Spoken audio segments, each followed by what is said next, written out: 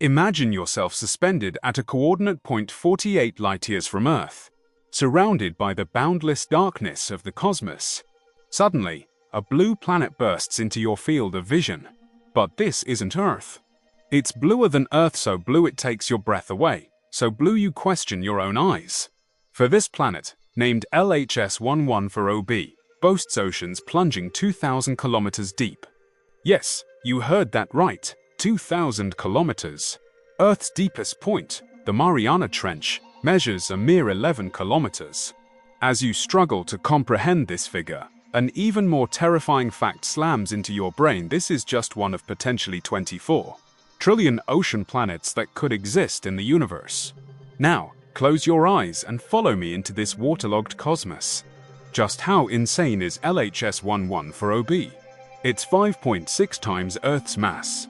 But what truly sends shivers down scientists' spines is that water makes up 20% of the planet's total mass. Pause for a moment and let that number ferment in your mind. Compare it to Earth. 71% of our planet's surface is covered by ocean. Sounds impressive, right? Yet Earth's oceans account for a mere 0.0226% of the planet's total mass. Think of it this way. Earth's oceans are like a thin film of water clinging to a giant rock sphere. To our planet, oceans are more akin to sweat on the skin than a fundamental component of its body. Now consider LHS 1140b. It resembles a planetary core enveloped by a thick layer of water. The ocean isn't an accessory or decoration, it's the planet's primary structure. If Earth is a rocky sphere wearing a thin blue coat, LHS 1140b is a planetary core soaking in a massive water tank. Scientists have made a staggering calculation. If the planet's water were spread evenly, the ocean depth would reach 2,000 kilometers. What does this mean? Earth's deepest point, the Mariana Trench, is about 11 kilometers deep. It took humanity decades to reach its bottom using the most advanced deep-sea submersibles, enduring pressures exceeding 1,000 atmospheres. Yet LHS 1140b's oceans are nearly 200 times deeper than the Mariana Trench. If you were to dive vertically from its surface, the thickness of water you'd traverse would be equivalent to drilling all the way from Earth's surface to its core and then descending significantly further. What does this depth signify? It means that at the planet's ocean depths, water pressure reaches unimaginable levels. At the bottom of Earth's deepest trench, pressure is approximately 1,100 atmospheres, enough to crush steel and instantly pulverize a human body. At the deepest point of LHS 1140b's ocean, pressure could reach tens of thousands of atmospheres.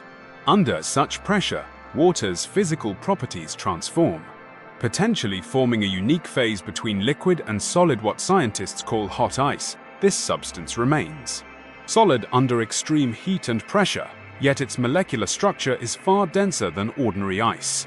But that's not the most astonishing part. Turning our gaze back to the solar system, we discover that water is far from rare in the cosmos. Europa, Jupiter's moon, is covered by a 15 to 25 kilometer thick icy crust. Beneath this crust lies a liquid water world 2 to 3 times larger than Earth's oceans. By observing cracks and geyser-like eruptions on Europa's surface, scientists infer that the moon's core is continuously heated by tidal forces, melting the water beneath the ice. This deep ocean may have existed for billions of years, quietly sustaining its own ecosystem in complete darkness and isolation. Ganymede is even more extraordinary. Its ocean may exceed 100 kilometers in depth, with a total water volume 10 times that of Earth. Scientists have also discovered that Ganymede's ocean might be layered, an icy crust on top, followed by a layer of liquid water, then possibly another layer of ice, and then more liquid water. This sandwich-like structure of ocean worlds may be more common in the solar system than we imagined. Enceladus erupts massive plumes of water through its icy fissures, shooting hundreds of kilometers into space. The Cassini probe once traversed these plumes, analyzing their composition to reveal not only water but also salts, organic molecules, and possibly tiny silicate particles. These components suggest that hydrothermal vents may exist on Enceladus's seafloor, much like Earth's deep-sea black smokers that nurture life. Titan, meanwhile, boasts lakes and oceans of liquid methane and ethane, with surface temperatures as low as -179 degrees Celsius. Instead of rain, liquid hydrocarbons fall there. Titan is the only moon in the solar system with a dense atmosphere, boasting atmospheric pressure even higher than Earth's there. Methane plays the role of water on Earth, evaporating, condensing, and raining to form a complete cycle. Titan has rivers, lakes, and oceans, though they flow not with water but with liquid methane. Titan has rivers, lakes, and oceans, though they flow not with water but with liquid methane. Yet when you compare these ocean worlds within our solar system to LHS 1140b, they suddenly seem minuscule. Europa, Ganymede, Enceladus, Titan, these ocean worlds we marvel at appear like mere puddles beside LHS 1140b. This raises a mind-boggling question: how many such ocean planets exist in our galaxy? As of 2020, scientists have confirmed over 5,800 exoplanets. While this number seems substantial, it represents merely the tip of the iceberg. Our current detection technology can only identify planets that are relatively close to their stars, sufficiently large, or whose orbits happen to pass directly in front of their stars. Planets farther from their stars, smaller in size, or with orbital inclinations that prevent direct observation, remain entirely invisible to us. Scientists estimate that the number of planets in the Milky Way could be thousands, or even tens of thousands, of times greater than what we've discovered so far. Among these confirmed exoplanets, a significant portion fall between the sizes of Earth and Neptune. They are known as super-Earths or mini-Neptunes. These planets nearly evolved into gas giants like Jupiter but halted at a delicate stage, becoming oversized Earths or scaled-down Neptunes. Their masses typically range from 2 to 10 times Earth's, with radii 1.5 to 4 times larger. Crucially, scientists speculate that half of these super-Earths might be composed of oceans. Half. Let that number linger in your mind for a few seconds. If the Milky Way hosts 6 billion Earth-like planets, and 1/5 of them possess oceans, that equates to 1.2 billion water-bearing planets. Within the observable universe, an estimated 2 trillion galaxies exist similar to our own. By this calculation, the number of ocean-bearing planets in the cosmos could reach as high as 24 trillion. 2,400 trillion ocean worlds, each potentially harboring life forms beyond our imagination. Yet among these ocean planets, an even more extreme existence exists, what scientists jokingly call sauna planets. Imagine standing on the surface of a planet orbiting extremely close to its star. A thick atmosphere presses down on you like an invisible blanket, exerting hundreds or even thousands of times Earth's atmospheric pressure. Under such pressure, water remains liquid even as temperatures soar to 100 degrees Celsius. Lawawa, Awawa, or even over 300 degrees Celsius. Liquid water is held firmly against the planet's surface, forming an ocean that perpetually boils yet never evaporates. Torrential rain never ceases, each raindrop carrying terrifying kinetic energy as it crashes onto the sea surface. The resulting storms and waves could easily swallow any known hurricane on Earth, Earth's most powerful hurricanes, with wind speeds around 300 kilometers per hour, can already destroy buildings and uproot trees. On the sauna planet, however, wind speeds could reach thousands of kilometers per hour. The destructive force of such storms is sufficient to tear apart rock and overturn mountains. Sunlight barely penetrates the thick layer of water vapor, leaving the planet's interior perpetually dark and damp. Temperatures are as high as a steamer, and humidity is suffocating. In such conditions, visibility might be only a few meters, or even just a few dozen centimeters. Eternal gloom surrounds you. The roar of torrential rain pounding the ocean fills your ears. Scalding seawater surges beneath your feet, and the oppressive atmosphere weighs down upon you. This is the sauna planet, a hellish water world. Yet even in such conditions, scientists dare not rule out the possibility of life. For on Earth, we've already discovered life's presence in the most extreme environments. At deep-sea hydrothermal vents, where temperatures exceed 400 degrees Celsius and pressure surpasses 300 atmospheres, thermophilic bacteria still thrive and multiply. Lake Vostok beneath the Antarctic ice sheet, isolated for 15 million years with temperatures consistently at -3 degrees Celsius, has yielded thousands of microbial species, even within the high radiation environment of nuclear reactor cooling pools. Microorganisms like Radiococcus can withstand radiation levels thousands of times deadlier than what would kill ordinary life. The resilience of life far exceeds our imagination. So the question arises, if there truly are 24 quadrillion ocean planets in the universe, how do we explore them? First, we need to see them. This sounds simple but is actually incredibly difficult.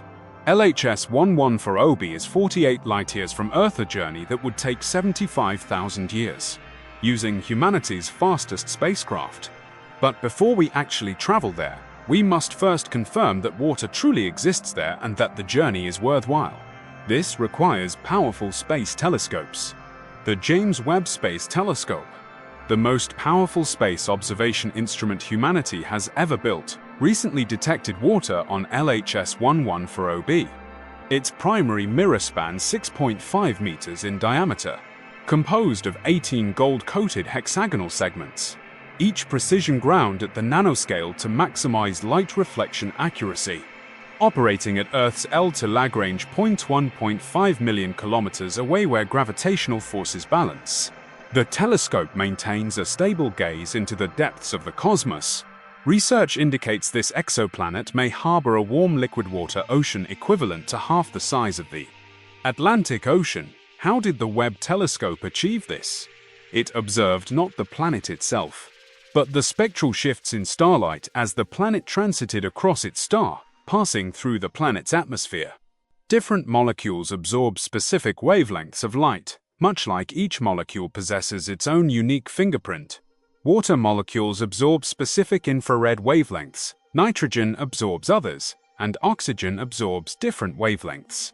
By analyzing these absorption spectra, scientists can infer the composition of the planet's atmosphere. More importantly, the Webb telescope's observations rule out the possibility of it being a mini-Neptune, tentatively confirming it as a super-Earth with a dense, nitrogen-rich atmosphere similar to Earth's. What does this discovery mean? A dense atmosphere implies stable pressure and temperature, which are precisely the key conditions for the long-term existence of liquid water. If a planet's atmosphere is too thin, oceans would rapidly evaporate and escape into space. If the atmosphere is too dense, it could trigger runaway greenhouse effects, transforming the planet into a second Venus. Only with just the right atmospheric density can temperatures remain stable within the range where water exists as liquid. But the Webb telescope can do even more.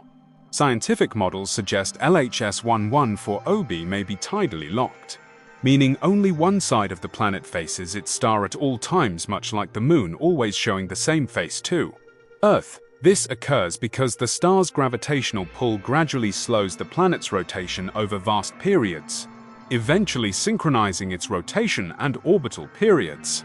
This means one half of the planet is perpetually bathed in daylight, while the other remains in perpetual darkness. On the perpetually sunlit side, ice has melted to form a circular ocean approximately 4,000 kilometers in diameter. The surface temperature of this ocean is around 20 degrees Celsius, a comfortable temperature akin to that of an outdoor swimming pool.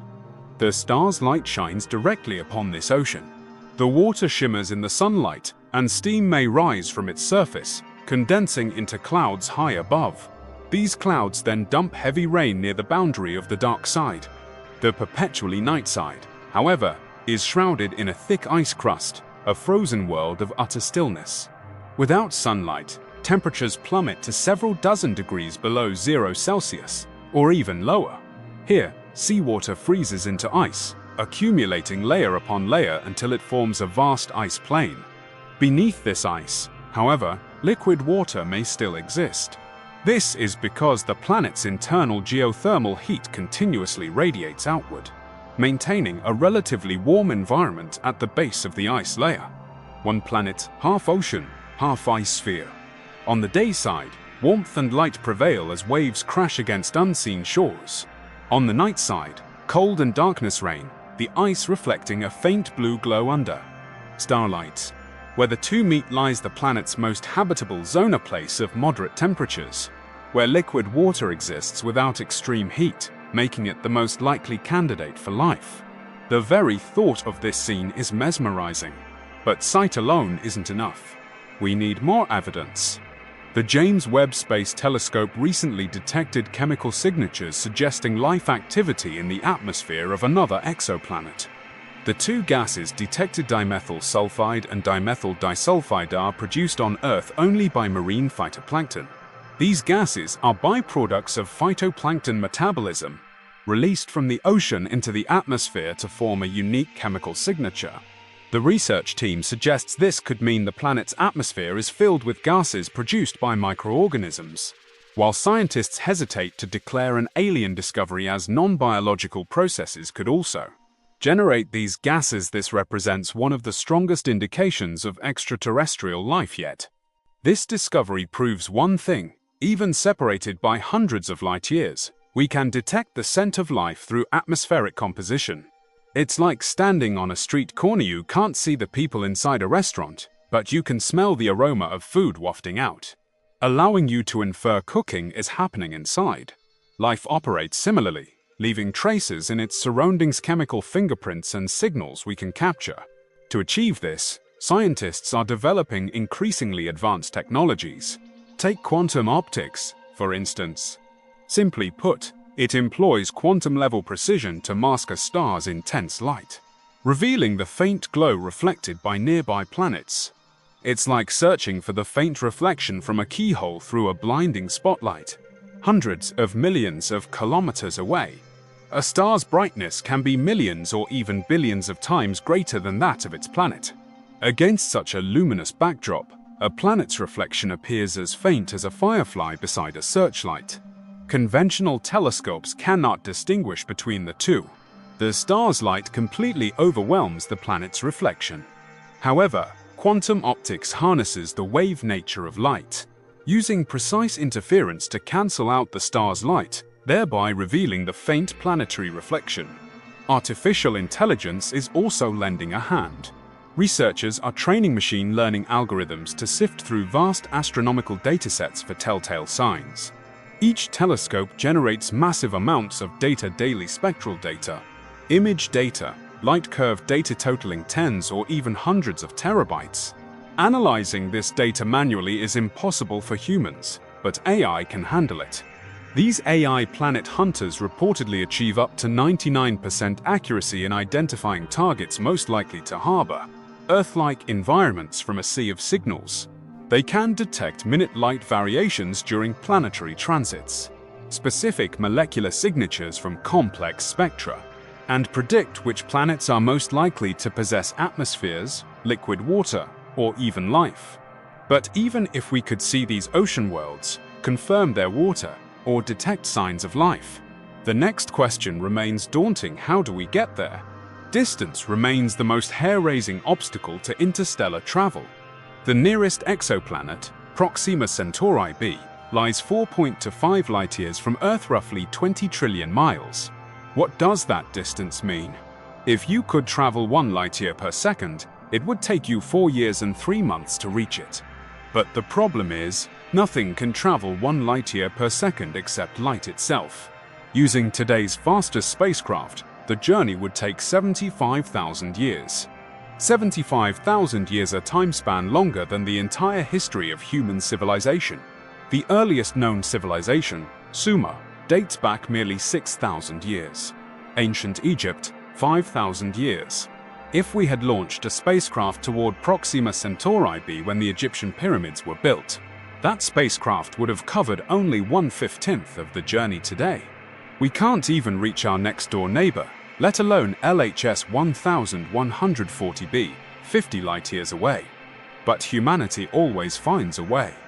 The laws of physics forbid faster-than-light travel, but we can approach the speed of light infinitely closely. A project called Breakthrough Starshot aims to use ultra-powerful lasers to propel palm-sized nanoships to 15 to 20% of light speed. The plan involves constructing a massive laser array on Earth, consisting of thousands of laser emitters. These lasers would simultaneously strike the spacecraft's light sail. The pressure generated by photons colliding with the sail would propel the spacecraft to extreme speeds. Reaching a destination for light years away would take only 20 to 30 years. By comparison, traveling at the same speed to LHS 1140b could take just 200 to 300 years. While still lengthy, this represents a quantum leap compared to tens of thousands of years. However, this mission would only carry a chip-sized probe weighing just a few grams. This probe, no larger than a postage stamp and weighing only 1 gram, integrates a camera, sensors, communication equipment, and a minuscule computer chip. Upon reaching the target planet, it would take photographs, collect data, and then transmit the information back to Earth via laser. For humans themselves, such transportation is far from feasible. To truly achieve manned interstellar travel, we may need the advent of generation starships. These are massive vessels capable of sustaining multiple generations throughout the journey where people are born, live, age, and die, while their descendants continue the voyage. The interior of such a starship is self-sustaining, functioning like a miniature world. It contains farms cultivating various crops to provide food. Recycling systems recover water and air. Hospitals treat illnesses. Schools would educate the next generation. Recreational facilities would maintain mental well-being during the lengthy voyage. Research teams are already designing rotating spacecraft capable of flying for over 250 years, accommodating thousands of people. These vessels would allow residents to multiply and thrive, with dozens of generations passing before reaching their destination. The ship's rotation would generate artificial gravity, preventing the physical damage caused by prolonged weightlessness. The spacecraft's hull will be constructed from thick materials to shield against cosmic radiation. But this raises a philosophical question. The people who board the spacecraft at departure and those who finally reach the destination will no longer be the same generation. Those born, raised, and aged during the journey will have spent their entire lives aboard the spacecraft, never having seen Earth and never seeing the destination. Their existence serves solely to keep the mission going. Is this fair? Is it worth it? This may sound like science fiction, but consider this. Humanity once deemed spaceflight an impossible dream. For millennia before the Wright brothers invented the airplane, human flight relied solely on hot air balloons. Before Tsiolkovsky formulated the rocket equation, no one knew how to escape Earth's gravity. Today, we've not only landed on the moon but launched probes beyond our solar system.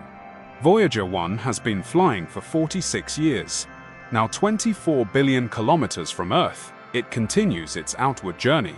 Perhaps in centuries to come, humanity will truly develop black technologies like warp drives or wormhole jumps, traversing the starry seas in the blink of an eye.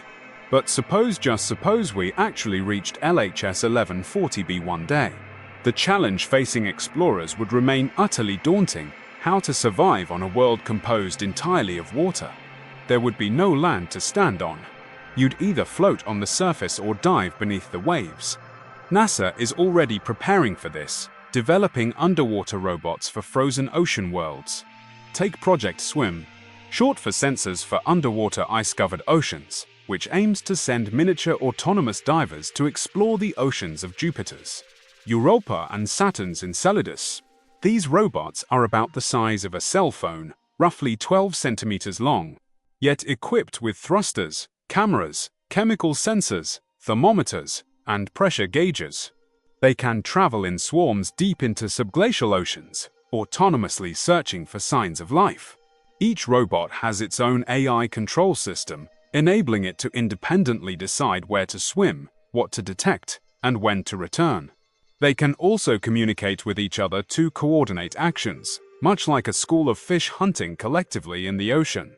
Imagine this scenario. Humans first send a probe to orbit LHS 1140b, carrying dozens of these microsubmersibles. The probe lands on the planet's surface or hovers over the ocean before releasing the robots. They plop into the water and begin navigating that alien ocean. They would dive into the deep sea, searching for hydrothermal vents, traces of organic matter, and any possible signs of life. They would take photographs, record water temperature, salinity, and chemical composition, storing all data on internal chips. Then, they would swim back near the surface, transmitting the data to an orbital relay station, which would then send it back to Earth via laser communication. At that moment, we might truly witness swimming creatures in alien seawater for the first time. So what kind of life could these mysterious extraterrestrial oceans potentially harbor? Based on current scientific understanding, the most plausible answer is microorganisms. Astronomers at Cambridge University proposed the concept of Hycean worlds hydrogen ocean planets, suggesting a class of exoplanets covered by deep oceans beneath hydrogen-rich atmospheres, ideal environments for microbial survival. Why microorganisms? Because on Earth, life also first emerged in microbial form. Around 3.8 billion years ago, the first single-celled organisms appeared in Earth's oceans, likely originating near deep-sea hydrothermal vents. There, they found the essential conditions for life: heat, chemicals, and energy. These earliest microbes were remarkably simple, likely nothing more than self-replicating chemical clusters, encased in rudimentary membranes. Yet it was these humble organisms that initiated life's long evolutionary journey. They proliferated in the oceans for nearly 3 billion years before evolving into the first multicellular organisms. It took hundreds of millions more years for complex plants and animals to emerge. Therefore, if life truly exists on LHS 1140b, it would most likely be primarily single-celled organisms similar to bacteria and algae found in Earth's oceans. They might live on the ocean surface, performing photosynthesis using starlight. They might dwell in the ocean depths, sustaining life through chemosynthesis. They might form massive colonies, drifting through the ocean like cyanobacteria in Earth's seas. But this alone is astonishing enough. Because once we confirm the existence of microbes in an alien ocean, it implies that life is not rare in the universe. And if life is not rare, then the emergence of complex life, intelligent life, and even civilizations is merely a matter of time. Imagine, on some distant ocean planet, there might be a species that has evolved over billions of years, developed intelligence, built a civilization, and is also gazing at the stars, searching for traces of other intelligent life. This universe may harbor countless intelligent civilizations, each gazing at the same stars and pondering the same question: are we alone? But exploration is only the first step. If humanity truly aims to colonize or develop these ocean planets, the challenge would be astronomical. First is the distance. No need to elaborate here. But even if we somehow manage to travel for centuries and reach LHS 1140b, humanity would face the challenge of establishing a permanent home. Since the entire planet likely lacks any solid landmass, we couldn't build bases like we did on the Moon. The Moon has rocky surfaces where we could lay foundations, construct buildings, and excavate underground spaces. But on a planet completely covered in water, none of that is feasible. If the planet has natural satellites, we could establish a base on one as an outpost. Alternatively, we could build a space station in orbit to serve as a research and living hub. This station might be enormous, accommodating hundreds or even thousands of people with facilities for long-term habitation. From this space base, we could deploy landers to construct floating platforms or large offshore cities on the ocean surface. In fact, engineers on Earth have already proposed the concept of constructing massive floating cities at sea to accommodate climate refugees or address insufficient land resources. An organization called the Ocean Home Institute specializes in researching how to build self-sustaining floating cities on the ocean. Their designed city modules can connect to form larger communities, each equipped with solar panels, desalination systems, and greenhouse farms. The same concept can be adapted for extraterrestrial environments. We could construct a nuclear-powered megaship, potentially hundreds or even thousands of meters long, to permanently float on alien oceans as a human settlement base. This ocean-going spacecraft would require a closed-loop ecosystem, capable of growing its own food, producing oxygen, and generating water. Greenhouses would cultivate wheat, rice, and vegetables for sustenance, while bioreactors would cultivate algae to generate oxygen. Recirculating systems would recover wastewater, purify it, and reuse it. Simultaneously, this floating base would withstand the violent storms, towering waves, and intense radiation potentially encountered in alien oceans. The hull would require special alloys strong enough to endure massive waves yet lightweight enough to remain buoyant. The vessel's bottom might feature specialized shapes for stability amid colossal waves, akin to modern icebreakers or research vessels. The technical challenges are immense, but not insurmountable. After all, we currently cannot even establish permanent settlements in Earth's deep oceans, making long-term survival in an alien ocean exponentially more difficult. The deepest subsea habitation experiment on Earth lasted only a few months. The greatest challenges humans face underwater are pressure and corrosion, along with psychological isolation and claustrophobia. Another settlement approach involves underwater bases. For instance, in shallower waters, a compressed air-filled undersea city could be submerged. Its exterior would feature a thick dome or steel shell, keeping seawater and high pressure at bay while maintaining an Earth-like atmosphere inside. This underwater city could comprise multiple compartments, each serving distinct functions: living quarters, work areas, recreational spaces, and storage zones. These compartments would be connected by corridors with transparent walls, offering views of the ocean world beyond. Similar experiments have been conducted on Earth in the 1960s.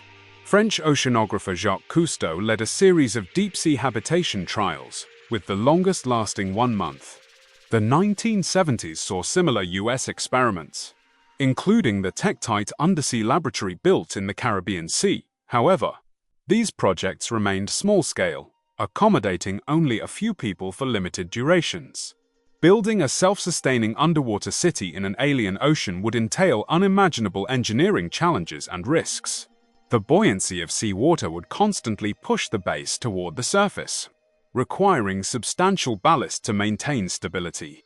The corrosive nature of seawater would gradually erode metal structures, necessitating regular maintenance and component replacement. Marine organisms might attach and grow on the base's exterior, impairing its functionality, demanding periodic cleaning. Moreover, any leak would allow seawater to rush in rapidly, with unimaginable consequences. But no matter how difficult it is, humanity will always find a way. However, seawater also offers advantages. Water itself is a source of hydrogen energy. Through electrolysis, water can be split into hydrogen and oxygen, hydrogen as fuel, oxygen for breathing. This process requires electricity, but if we master nuclear fusion technology, power becomes a non-issue. Seawater is also rich in deuterium, the perfect fuel for fusion. Earth's oceans contain approximately 45 trillion tons of deuterium. If fully harnessed for fusion, the energy produced could sustain humanity for billions of years. The oceans of LHS 1140b are vastly larger than Earth's, potentially holding thousands of times more deuterium reserves. Once humanity masters controlled nuclear fusion, it would be like holding infinite energy on ocean planets enough to power cities and factories. You could use fusion power plants to supply electricity for entire bases, electrolyze seawater to produce hydrogen fuel and oxygen, and power desalination systems to provide drinking water and agricultural water. The oceans might also hold abundant metal ions, minerals, and even biological resources that could be extracted for our use. Earth's oceans contain dissolved metals like gold, silver, copper, zinc, and uranium, but their concentrations are too low and extraction costs too high to be economically viable. In alien oceans, however, these metals might be more concentrated, and extraction technologies could be more advanced, making ocean mining feasible. But the greatest challenge may not be technology, but the human body itself. Environments far from Earth vary vastly. Even if the seawater maintains a pleasant 20 degrees Celsius, the alien atmosphere might be unbreathable. LHS 1140b may possess an atmosphere, but it likely lacks the oxygen we require. Its atmosphere could consist primarily of nitrogen and carbon dioxide, with oxygen levels as low as 1% or even less. In such conditions, humans cannot breathe directly and must wear spacesuits or live in sealed habitats. Over time, human physiology would also adapt. For instance, gravity there might be stronger than Earth's if LHS 1140b has 5.6 times Earth's mass. Its surface gravity could be 1.5 to 2 times greater. In a high-gravity environment, immigrants' muscles and bones would become stronger and more developed to support greater body weight. Walking would be more strenuous, requiring stronger leg muscles. However, their hearts would also become more robust, as greater force would be needed to pump blood throughout the body. The marine environment's high humidity might increase our descendants' lung capacity, potentially even enabling gradual adaptation to underwater activities. During human evolution, there was a period when our ancestors lived near water, known as the aquatic ape theory. Though debated, this theory explains certain human traits like subcutaneous fat layers, downward-facing nostrils, and swimming proficiency. After generations living in an alien ocean, humans might re-evolve adaptations for aquatic environments. Some envision a future where humans gain amphibious capabilities through genetic engineering, breathing freely underwater like the plot of Aquaman. Scientists could extract genes from marine organisms such as gill genes that enable oxygen extraction in water, then integrate these into the human genome via gene editing technology. While this sounds radical, it's not entirely impossible from a technical standpoint. Whether it's modifying the environment to suit humans or adapting humans to the environment, surviving on another planet will demand immense creativity and adaptability. Perhaps the first few generations will be confined to steel-hulled bases, gazing through thick windows at the boundless ocean beyond. They would watch waves crash against the base's hull, observe alien fish schools glide past their windows, and witness distant storms churning on the horizon, yet they could not step outside, could not touch that water, could not truly become part of that world. Yet through generations of effort, their descendants may truly glide through alien waters with the same ease we now play in Earth's oceans. They will learn to hold their breath underwater, maintain balance amid towering waves, and discern both peril and opportunity. Opportunities within the alien seas. Their children might grow up immersed in the water from infancy, swimming as naturally as walking. What a magnificent sight that would be! A group of humans, 50 light-years from Earth, establishing their own civilization in an alien ocean. They would have their own cities, floating on the surface or submerged beneath the waves. They would have their own culture, blending Earth's traditions with the influences of their alien environment. They would have their own language, perhaps enriched with new terms describing the alien marine life and phenomena. They would have their own art, inspired by that eternal blue world. In essence, colonizing or developing an ocean planet like LHS 1140b requires overcoming distance barriers, mastering cutting-edge exploration technology, delving into unfamiliar oceans to seek signs of life, learning to establish homes in completely alien environments, utilizing resources without damaging the ecosystem, and overcoming our own physiological limitations to integrate into this new world. All this sounds impossibly difficult. But remember, humanity once deemed spaceflight an impossible dream. 17th century people believed humans could never leave Earth, as it defied natural laws. 19th century thinkers argued that even if flight were possible, reaching the moon was unattainable due to the vast distance and immense fuel requirements. Yet today, we've not only landed on the moon but launched probes beyond our solar system. Launched in 1977, Voyager 1 has now been traveling for nearly 50 years. More than 24 billion kilometers from Earth, equivalent to 160 times the distance between Earth and the Sun. It has flown beyond the heliosphere into interstellar space. Yet it continues to function, still transmitting signals back to Earth. Though the signals are faint and take 22 hours to reach us, we still receive its messages. This tiny probe carries humanity's greetings and the sounds of Earth as it journeys into the depths of the cosmos. Its golden record etches greetings in 55 human languages, captures Earth's natural sounds, preserves music by Bach, Mozart, and Beethoven, and embodies the essence of human civilization. Should an extraterrestrial civilization discover this probe, they would know that in some corner of the cosmos, there exists a planet called Earth, inhabited by beings called humans curious, eager to explore, and hoping to establish contact with other intelligent life. So let's not limit the possibilities of the future.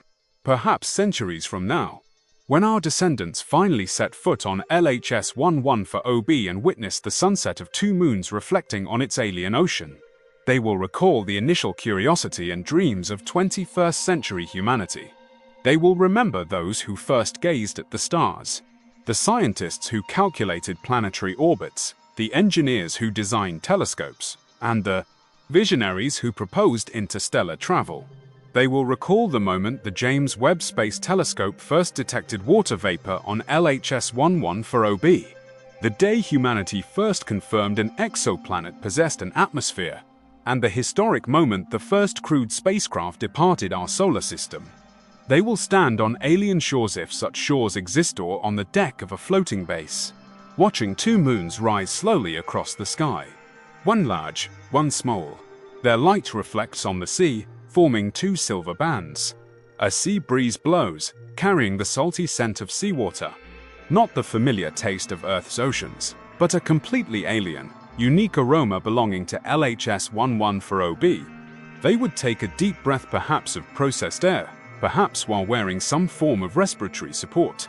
Yet they would feel an unprecedented sense of freedom, for they would know that humanity is no longer confined to Earth's tiny cradle, but has truly become an interstellar species, citizens of the cosmos. That curiosity and dream begins right now, the moment you finish watching this video. The moment you start pondering humanity's place in the cosmos. For the first step in exploring the universe isn't building spacecraft or inventing new technologies. It's forever nurturing a thirst for the unknown and forever believing humanity can go further. If this video has ignited your curiosity about the cosmos, if you too wonder how humanity will navigate the vast seas of stars in the future, remember to subscribe to this channel, because next we'll continue exploring more topics about the universe, about the future, and about the possibilities of humanity. In our next video, we'll tackle an even wilder question: if humanity truly discovers intelligent civilizations in alien oceans, how would we communicate with them? Would they welcome us or view us as invaders? The universe is vast, and the story is long. See you next time.